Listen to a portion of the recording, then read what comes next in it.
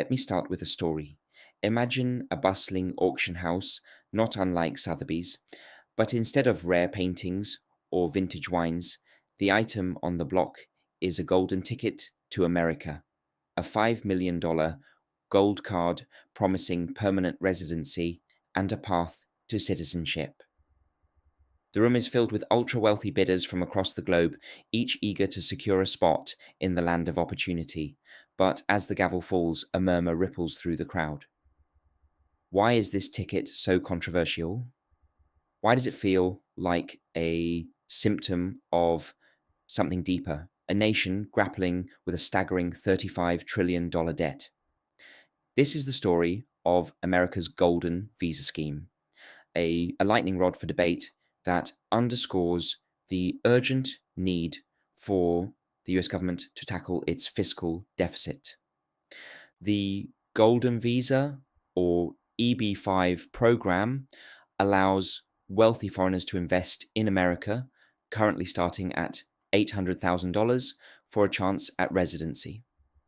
It's a system that's been around for decades, but President Donald Trump's recent proposal to revamp it into a $5 million gold card has sparked fierce discussion.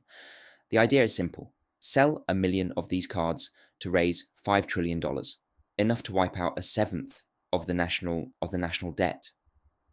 It sounds like a bold fix, but the controversy lies in its execution and implications. Critics argue it commodifies citizenship, turning national belonging into a luxury good. Others point out the practical flaws.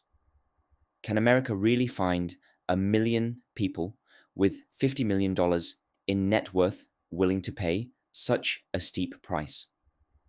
The current EB-5 program is oversubscribed, with Chinese and Indian applicants waiting up to a decade, suggesting the US is underpricing itself. But a $5 million price tag, potentially without tax exemptions, might deter even the uber rich, especially when cheaper visa options like the E2 or L1 exist. This controversy isn't just about immigration policy, it's a mirror reflecting America's fiscal challenges. The national debt, now at $35 trillion, grows by about $1 trillion every 100 days.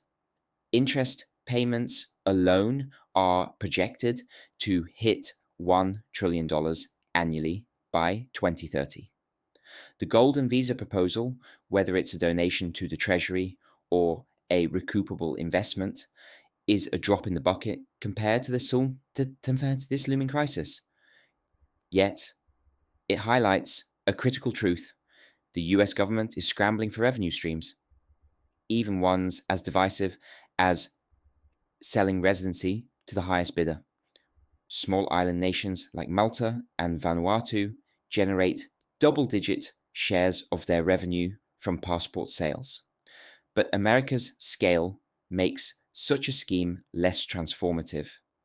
Even if the gold card sells a modest 2,000 annually, as some experts predict, it would barely dent the deficit.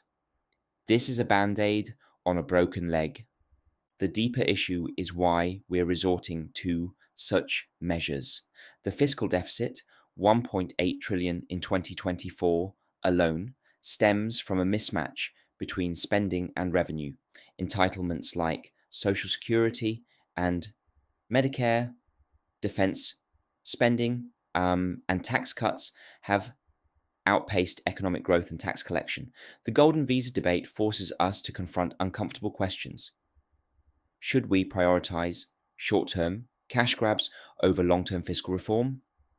Is it fair to offer tax exemptions to wealthy newcomers while ordinary citizens bear the tax burden?